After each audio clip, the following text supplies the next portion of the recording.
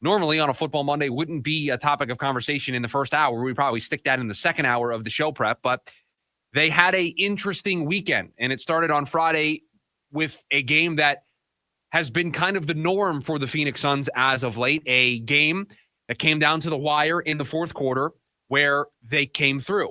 They moved to 7-0 in those clutch game situations. It's just who they've been, what they've been trying to do. They have played these closely contested games in the fourth quarter, and they have excelled in large part due to Kevin Durant. And so they beat the Mavs 114-113 after a foul with like 0.8 of a second left in that game. They hit their free throws, they win the game, and then they followed it up with an overtime loss yesterday back at home against the Kings, 127-118, in large part because of what we're about to talk about, is that they have been banged up. Now, Ryan Dunn made the trip, didn't play against the Mavs, but played in the game against the Kings when they came back. And so his injury we can take off the table, but there have been 3 other injuries that have popped up since then. A calf strain for Kevin Durant that's going to leave him out for at least the next 2 weeks for this team before he gets reevaluated, and we'll see what that process looks like. You have Nurkic, who played the first half of that game against the Kings last night, but then was ruled out at halftime, so that's not a good sign. And then Bradley Beal dealing with both an ankle and a knee injury, and the knee injury was so bad he forgot what ankle that he hurt. And so we'll see what the Monday injury report looks like for this team. Their next action is tomorrow against the Jazz in the first NBA Cup game for the Suns this year. So the in-season tournament, I believe it is the Emirates NBA Cup is what they're calling it this year. Their first NBA Cup game in group play is tomorrow in Utah against the Jazz. So we'll get our injury report today to see where Nurk is at, where Beal is at. Obviously, Durant's going to be out for the next couple of weeks. And so, yes, losing to the Kings, not great. Losing in overtime, not great. They fall to 8-2, but you just feel as if the bigger problem is as they enter this really important test that we talked about, and they're going to start that stretch of what I believe is 4 consecutive road games. 5 of their next 6 was on the road, starting with that game against the Mavs. So the next 4 are all on the road, including the NBA Cup game tomorrow. And they will be doing so without Kevin Durant. They might be doing so without Nurkic, and they might be doing at least a game or 2 without Bradley Beal. And the injury bug that has plagued this team in the past, specifically when it comes to the big 3 of Durant, Booker, and Beal, seems to be popping up again. And there are 2 different ways to look at this. You can look at it and say, here we go again. These guys are never going to be healthy enough to take the court in these key games, in these key moments. And I'm not getting my hopes up because we've already started less than 10 games into the season. We already are going to miss 2 weeks with Kevin Durant. Bradley Beal might have to miss some time, and he's already been hurt already this season for a game. I'm not getting my hopes up. Here we go again. Yeah, 8-2 start, not happening. I'm not buying it. That's one side of the equation. The other side of the equation is, okay, they've built up a healthy cushion for themselves. They can withstand Kevin Durant being out for a couple of weeks. They don't want that calf injury to turn into something worse, and he misses an extended period of time. So take your time, take things slow. You have other players on this team that can step up. Ryan Dunn in particular can, in Kevin Durant's absence, step up and be a major contributor. We're going to look at it from the glass half full perspective and say, if you're going to have these injuries, you'd rather them happen early so that you can take the time that it requires to manage these properly and make sure that when Kevin Durant comes back, he's not at risk of re-aggravating it or something else popping up. You can take your time. You can take your time with Nurkic. You can take your time with Bradley Beal. There isn't a rush. And yes, if maybe you drop a couple of games here, that's okay. It's a long season. You're playing the long game here. It's a marathon, not a sprint. And you built up that cushion, winning 8 of your first 10 to allow yourself to maybe weather this storm a little bit. Those are the 2 camps that you can fall into. Personally, I'm going to fall into the latter camp. I think it is extremely reasonable to say, hey, we've only played 10 games here. Yes, these injuries are not great. Yes, it's not ideal to miss Kevin Durant for 2 weeks, but let's see what it looks like.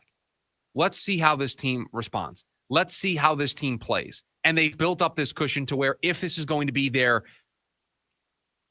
stretch where they stub their toe or they don't play well, we already said it was going to be difficult with everybody healthy with the way that the schedule broke. And so it's okay.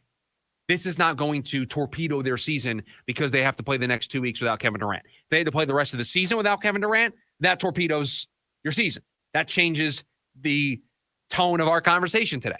But I think it's incredibly fair to look at this team and not be super concerned. Now, I will say it's disappointing because we spent a lot of last week hyping up this stretch.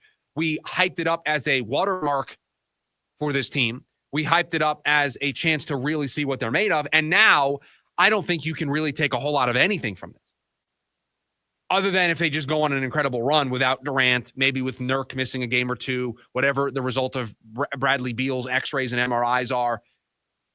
If they just don't miss a beat and they go into Utah and they win and they get revenge against the Kings and then they beat like if they just go on a run this week and win 2 out of 3 against the Jazz, Kings, and Thunder, then I think you're going to be like, all right, that's good. That's encouraging. But if they go 0-3 and it's because Durant's not playing, Nurkic is also misses a game or two, they rest Beal, whatever they do, if they're not at close to 100% capacity, again, if the only player they're missing is Durant, then I think there's a chance they can win 2 out of 3 and you'll feel good. If they're missing other pieces, is it going to change how you feel about this basketball team? If Nurkic and Beal don't play all 3 games this week, Durant's out for the next 2 weeks, and they lose all 3 of these games and they fall to 8-5, are you going to all of a sudden the sky's falling? Are we going to all of a sudden say season's over? Are we all of a sudden going to say this team can't do it? Or are we going to look at it and say, well, they didn't have Kevin Durant. They missed Bradley Beal. They missed Nurkic. You can't ask Devin Booker and Grayson Allen and Royce O'Neal and Tyus Jones to do it all. That's probably the conversation we're going to have. We're not going to be, this guy is falling, the season's over, blow it up at the trade deadline, start dissecting trade options for Devin. We're not going to do that because you can, in a vacuum, look at this and say, this is not what this team is supposed to be. I have a sample size of what this team is supposed to be. It's not this. They're not healthy. Now, if you want to come back to me and say, hey, this is the problem with this team, they're never healthy. Okay, we can have that honest debate.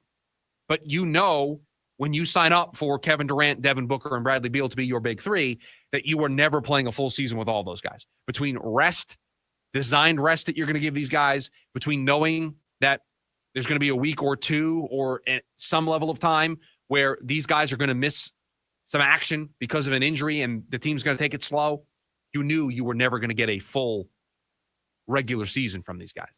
You just want them to be healthy in the second half of the year and when the postseason starts, and have played enough games together under this new coaching regime to feel good about where things are.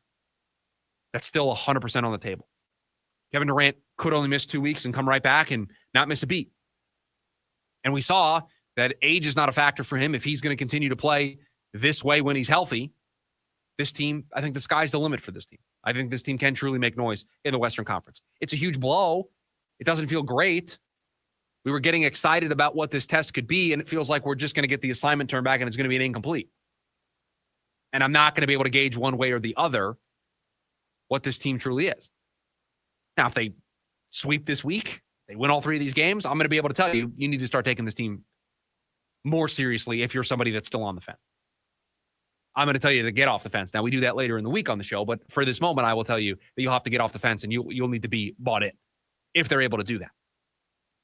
And so it sucks because you go into Friday's game against the Mavs, you're feeling good. Team's continuing to win in these crunch moments. They do it again against Dallas, and then it just felt like the rest of the weekend was just a disaster.